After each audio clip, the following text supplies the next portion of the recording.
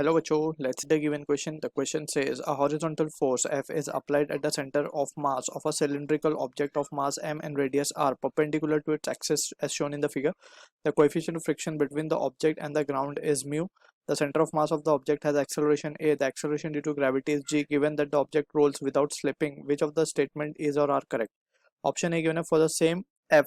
The value of A does not depend on whether the cylinder is hollow or solid. Option B, for solid cylinder, the maximum possible value of A is 2 mu g. Option C, the magnitude of frictional force on the object due to ground is always mu g m. Option D given है, for thin walled hollow cylinder A equal to F by 2m. So for this question, जो key concept यहाँ पे we need to understand is the concept of pure rolling. So for pure rolling, we know के जो point of contact होता है between the object and the ground should be at rest, and in that situation we know कि जो acceleration that is a equals to r alpha needs to be satisfied. ठीक है, so यही point को हम यहाँ पे use करेंगे and we will make use of the equation that is Newton's second law. So accordingly we can write net force equals to ma, that is translational effect के लिए हम लिखेंगे, and we will also write the same equation for the rotational effect. ठीक है, so for this we can write F net को हम लिख सकते हैं. अब क्योंकि यहाँ पे हम देख सकते हैं कि ये जो बेसिकली सिलिंड्रिकल ऑब्जेक्ट है, it is moving towards right with axle with force F, तो इसके ऊपर जो फ्रिक्शनल फोर्स लग रहा होगा it will be in the opposite direction small f. तो यहाँ पे हम लिख सकते हैं net force that is F minus of F will be equals to m into a. ठीक है, इसको एक्सप्रेशन नंबर 1 बोल देते हैं. अब रोटेशनल इफेक्ट के लिए हम लिखेंगे तो tau net will be equals to I alpha. Clear है, अल्फा को हम लिख सकते हैं a into A by R लिखा जा सकता है अल्फा को. क्लियर, बट बिफोर दैट हम क्या करेंगे, इसको tau net net torque basically about the centre of mass अगर हम देखें so it will be just F into R and that will be equals to I into alpha. Right, I into alpha को हम लिख देंगे ए by are, तो ये ए by are, तो ये इस तरीके से इक्वेशन हमारे पास आ जाएगा. ठीक है, अब इसको हम बोल रहे हैं सेकेंड एक्सप्रेशन. अब सबसे पहले हम क्या कैलकुलेट करते हैं, फ्रॉम 1 and 2 expression F की value we can see from 1 and 2 we can write from 1 and 2 हम क्या लिख सकते हैं, F minus of friction force की वैल्यू फ्रॉम इक्वेशन 2 हम सब्सटीट्यूट कर देंगे I a by r square and that will be equals to m a. Clear, अब F की वैल्यू हम देख सकते हैं it will be m plus I by are square into a. तो यहाँ से हम देख सकते हैं a की वैल्यू क्या आ रही है, F upon m plus I by are square. ये वैल्यू आ रही है हमारे पास एक्सेलरेशन की.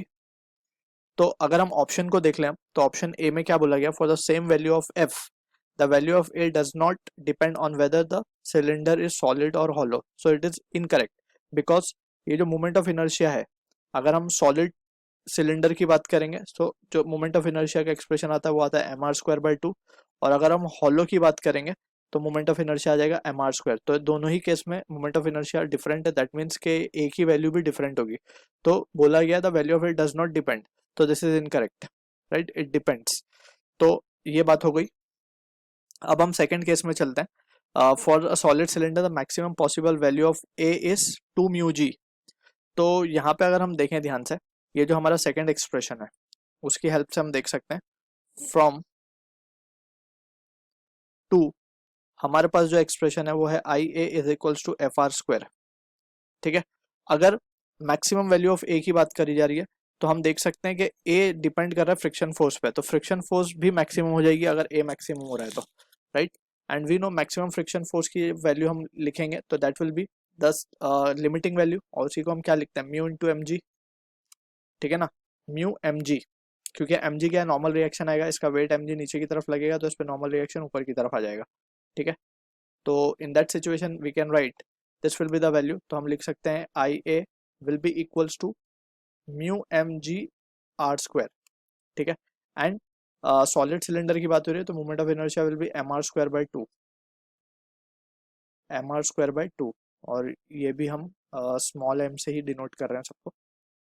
तो m से m कैंसिल हो रहा है, r से r स्क्वायर कैंसिल हो रहा है, तो यहाँ पे जो चीज़ आ रही है वो आ रही है हमारे पास a की वैल्यू हम देख सकते हैं it is coming out to be 2 mu g, 2 mu g आ रही है. Right, so which is also matching with the option, so option b हमारा करेक्ट होगा.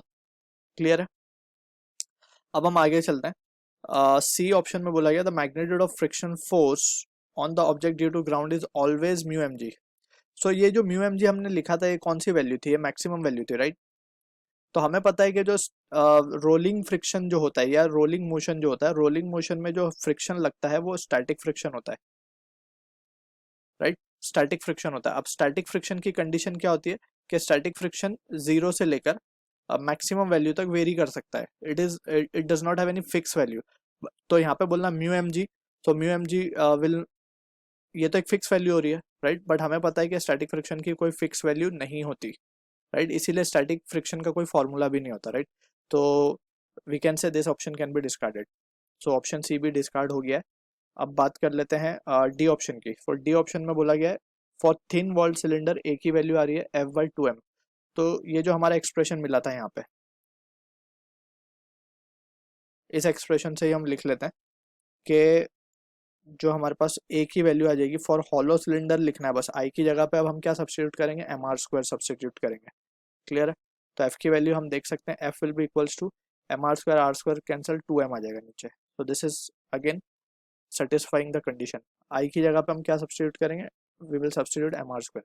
सो ऑप्शन डी भी हमारा करेक्ट है। तो B and D will be the answer for this question. I hope you understood the solution. All the best.